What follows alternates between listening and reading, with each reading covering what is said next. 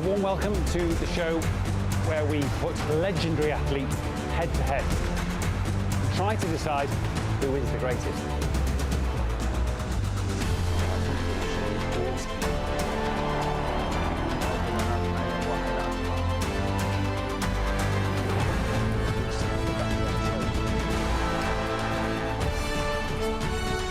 Hello and welcome to the Eurosport Cube.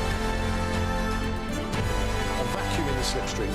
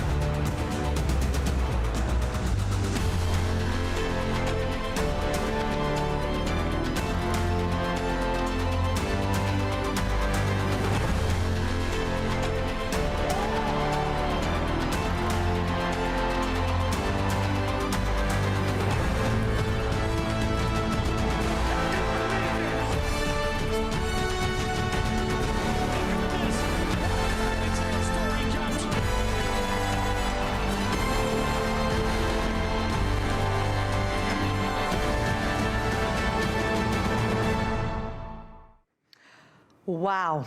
Talk about giving you goosebumps. Hello, everyone. I'm Reshmin Chowdhury, and I will be part of Discovery's presentation team in the UK and Ireland for Tokyo 2020. I cannot wait for the Games to begin. It's been a long time coming, hasn't it? But we are just 9 days away from the opening ceremony and witnessing those unique, incredible, historic moments that can make an Olympic Games so, so special. And just look at where we are. This will be my home for the Olympics, and what a home it is. I am going to be presenting the coverage live from West London. I'll be anchoring here with my colleagues out in Tokyo, beaming them in for the coverage, as you can see, in this fantastic state-of-the-art studio. And I'd now like to welcome Andrew Giorgio, the President of Sports at Discovery, into the Cube. Good morning, Andrew. Good morning. It's been quite a journey, hasn't it, to get to these games, and that extra year on top as well. How do you feel to finally be here? Yeah, it's an extra long journey and quite a challenging one, obviously, right? I mean, the IOC and the organising committee in Japan and the Japanese people have had a really long journey, but we're at the doorstep of the world's biggest event, and we're really excited. The athletes have been preparing, they've been training, the athletes are ready, the venues are ready, and we're ready. Yeah, we absolutely are ready. And look, this is Discovery's first Summer Olympic Games. How do you plan to set yourself apart from what we've seen before in the past? Well, as an ambition, we definitely want to make sure that these Summer Games are viewed by more people across Europe than any Summer Games in history. And that's a bold ambition, and I think we're going to achieve that. And one of the reasons we're going to achieve that is because we've got a really big breadth of coverage. And Discovery's coverage of the Games, in addition to all the local national broadcasters, means we are the only place, Discovery is the only place, Discovery Plus and Eurosport are the only places right across Europe where you can watch every unmissable moment. And that's going to make us a real destination. It means that people can see it across all of our digital platforms. It means they can see it when they want, they can watch it where they want, on any device they want, and that's a Discovery selling point for sure, and a reason for everyone coming onto our platforms. Yeah, it's the accessibility, isn't it, that makes this really key. What highlights would you pick out in terms of your plans? How would you characterise Discovery's ambition for bringing these games to the public? Well, I think the Olympics provides an awesome canvas to tell some great stories, and we don't know what those stories are going to be yet, and that's part of the excitement. But we're certainly planning to tell those stories, and we have a great opportunity to do so. We've got some great ambassadors. Sky Brown, who is a legend, a rock star. We've done some really cool work with her, and she's our ambassador during the Games. So telling her story throughout the Games is going to be really interesting. One of the great things that I think... My kids have been learning about her, by the way, at school already, yeah. I mean, she is such a confident, enthusiastic young person. I mean, she's awesome, and we're really excited to have her as part of our team. And I think one of the things the IOC has done in the last couple of years is the IOC refugee team. And there's millions of displaced people around the world, and telling their story and how they've come to be at these games, and creating a kind of home crowd support for these displaced athletes, I think is going to be a really big ambition. Getting all of Europe cheering as their second team. You know, first will be their national team, and the refugee team, we want them to be their second team. And telling that story, I think, is going to be really cool. And we've got great technology. And the Cube, and, you know, That's putting it mildly, Andrew. We've got a great technology that we want to bring to life. And, you know, Scott Young, who is our head of content and production, is in Tokyo. And what a better person to tell us about our technology than bringing him into the studio with us.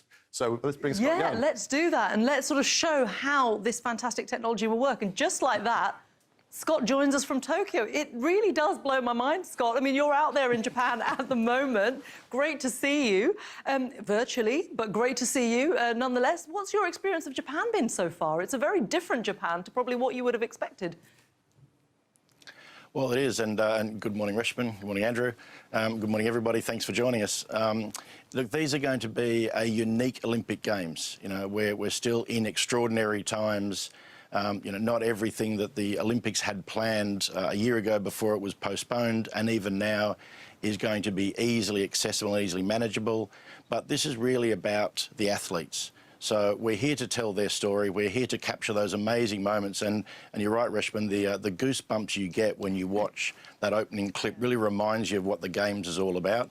So when we light that cauldron and get going again, I think the really important part is that the Games will get underway and the narrative will change to be about what the Olympic spirit is all about. Yeah, and look, it's such a highly complex production for Discovery, and that's, you know, even if you take out the extraordinary times that we're living in. Can you put the scale of Discovery's ambition into context for us, and, you know, in comparison to other major productions that you've seen elsewhere? Well, to put it bluntly, the scale of our project is enormous, not just in what we're doing here in Tokyo, but how we broadcast back across Europe. And traditionally, our content is seen by about 130 million people each month. We have our linear channels, we've got our subscription channels, we've also got our Discovery Plus channels and .com channels and the Eurosport Player. How we send content around our platforms and our market across Europe is unlike any other broadcaster. We are the most complex sports broadcaster in the world. We have 50 markets across 19 languages. We have an extraordinary depth and breadth of storytelling ability, and from a group that are here, and we have hundreds of people here on site and thousands of people back across Europe to connect this content across to our market. So the Technical Operations Hub, which is just outside the door we've got here in our location at the IBC, will send 164 feeds back to our centres in London and Paris before we distribute those to our 11 broadcast markets. 44 of those feeds are UHD to be able to watch the Olympics in extraordinary colour. And, you know, the HD experience equally as good from leaning back in our curated channels and our talented teams just telling the Olympic story with the key moments, right through to our pop-up channels which are themed to your favourite sport, or through to the 56 channels where you can dive right in and be immersed into every moment that you want to watch, uninterrupted, commercial-free, with the very best commentators we can find. It's going to be an extraordinary experience. It's an incredible offering for members of the public and fans of the Olympic Games, isn't it? For everyone to, as you say, to pick their moments as well, to be able to choose the coverage that they watch. It really does give everyone the opportunity to be immersed in our world as well, in the world that we'll be in for the next few weeks. Look, and it is a COVID world. We've all had to kind of overcome various challenges, and broadcasters have had to do that as well. We've seen sort of sporting events come back, haven't we? Whether it's in football, the Euros have just finished as well, so everyone's had to adapt. How have you sort of had to overcome the challenges in this current climate? And of course, with Tokyo in a state of emergency as well, does that add an extra layer to your challenges? Look, it's a huge complexity that we're dealing with, and we're dealing with the changes of that every day. I mean, every day we sit down with OBS, with the other key broadcasters that are here, and work through the changes that are still unfolding in front of us. So one of the great ways to ensure that you're COVID safe is to ensure the only person standing in a green screen studio talking to you on the other side of the world. So I think our main asset is to make sure that we are the best storytellers that we can find, and we've gathered those people, and to remain distanced from the athletes so they are safe, to ensure that when we all leave, that Japan remains in a safe state, and that's been something that's very much on the mind of the local media, but still be able to operate and attend the venues and access the sports that we want. So I think, when it gets down to it and the games get going, I think everybody will start focusing directly on how to cover the sports in a way the Olympics is best known for, and to follow the athlete's dream. Yeah, and it is a dream, isn't it? Look, you've been living and breathing the content plans for the Olympics. Tell us why viewers should choose Discovery's coverage of Tokyo 2020. Well, it first comes down to storytelling, and as I said, we're here for the athlete's journey, and we want to live every moment of that. And a key message of us is to watch and enjoy every unmissable moment, on Discovery Plus, the Eurosportplayer.com, and all of our different channels across our markets. And to do that, we've amassed the most impressive broadcasting team I've seen. We've got over 150 talented presenters and athletes and experts. That's totaling 198 Olympic appearances, 84 medals in total, 30 of those gold. So that's an extraordinary amount of depth and breadth that we're going to bring you across our markets. That's tapped up with 400 commentators who'll be commentating just over 6,300 sessions. So you won't miss the Olympics across what we're doing, and we've got teams out in venues beaming back into their home base here in Tokyo that then is fed directly back into their markets back at home. So our content is going to be immersive, and the storytelling is going to be magnificent. It sounds absolutely magnificent. And for me personally, as a journalist, and I've worked across sports and, Olympics, Paralympics, for me, what stands out is that it's the chance for the absolute elite to show that dedication. What kind of, better role models do you have than Olympics athletes who can show their devotion to their craft, to always be better than they were the day before? It's a real inspiration for all of us, but also the younger generation coming through as well. I mean, a final question to both of you is really, for me, that's what I'm looking forward to seeing people challenging themselves and the athletes sort of, reaching these great heights. What are you most looking forward to, Andrew? Well, I think, look, COVID's been such a big part of our lives, and we've got the biggest event in the world coming on our doorstep. And we've seen the benefit of the Euros, and what a distraction, what a welcome distraction it's been, being able to distract the world from talking about COVID and talking about something positive and the great stories and the perseverance of the athletes, as you described, to get to the games, to train, to get there, to succeed and fail in the best possible way that they can, and having there's something else to talk about other than COVID, I think, is the thing that I'm looking forward to the most. Yeah, I think I would agree with you. And it's all about those emotions, and that's what we will be conveying. Scott, what are you most looking forward to? And actually, the other question I want to ask you is, what are you most looking forward to about showing off the world this cube that we have, where I'm going to be based, and the amazing technology that you have behind this? Well, this is an extraordinary piece of kit. I mean, virtual studios are not new in the world, but what Alex Dinnan and his team have created is extraordinary, and it's world class. And there's some of the little tricks of the trade. I mean, we had a cracking thunderstorm here the other day that nearly tore the place apart. So how we react to weather in the environment is a key piece. And you can see the trees or the plants behind you. We can start to make them sort of sway in the background as we start to get the environment going. If it's getting it a little stuffy there, we can open the doors. We can get a bit of breeze in there for you, so a few more keystrokes and the cube comes to life. So it's not a stationary set. And we've got the world's biggest television that we can put up there, so we'll bring that up for you in the background, that we can help with analysis and bringing people in. And I can also show you where I'm standing. So from an athlete's perspective, when they come into the cube, it's a green box. And I stand on my mark to make sure I know where I am. But the great thing is that the athletes can actually see you both in that screen.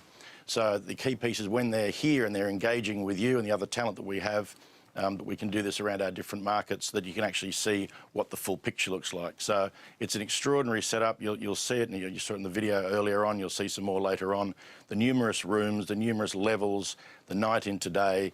This is Virtual Studios next level. It's quite extraordinary. It is extraordinary. It's something I've not seen before, and I'm really looking forward to working it. And as you say, that interactive element is certainly very important for someone like me when athletes come in and they can see me, I can see them, we can have that connection, which is so important, isn't it, when you're bringing those stories to life. Thank you so much to both of you for your insights into Discovery's Tokyo 2020 coverage and, of course, seeing this beautiful home that we have here, the Cube. So we have heard all about it. We've seen a little snippet. Now let's see the Cube then in full.